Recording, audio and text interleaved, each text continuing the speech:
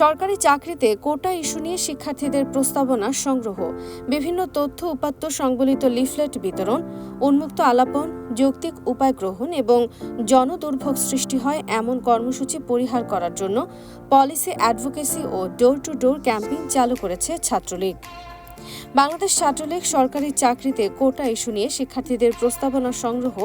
বিভিন্ন তথ্য উপাত্ত সংবলিত লিফলেট বিতরণ, উন্মুক্ত আলোচনার মাধ্যমে যৌক্তিক উপায় গ্রহণ এবং জনদুর্ভোগ সৃষ্টি হয় এমন কর্মসূচি পরিহার করার জন্য পলিসি অ্যাডভোকেসি ও ডোর টু ডোর ক্যাম্পেইন পরিচালনা করবে। স্মার্ট বাংলাদেশ গড়ে তোলার ক্ষেত্রে বাংলাদেশ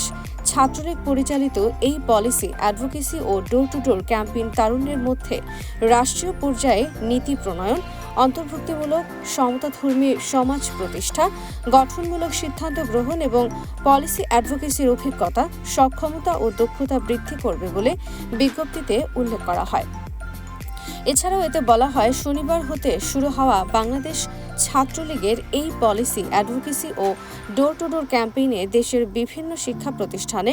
অধ্যয়নরত শিক্ষার্থীদের আমন্ত্রণ ও শুভেচ্ছা জানানো হচ্ছে। শিক্ষার্থীদের সঙ্গে মিথস্ক্রিয়া আলোচনা, মতামত গ্রহণের মাধ্যমে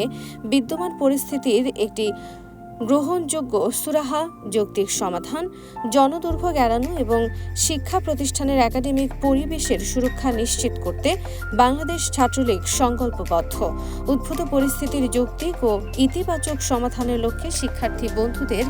যে কোনো মতামত লিখিত আকারে বাংলাদেশ ছাত্রলীগের কেন্দ্রীয় কার্যালয় 23 বঙ্গবন্ধু এভিনিউ অথবা ইমেইলে প্রেরণের আহ্বান জানানো হয়েছে।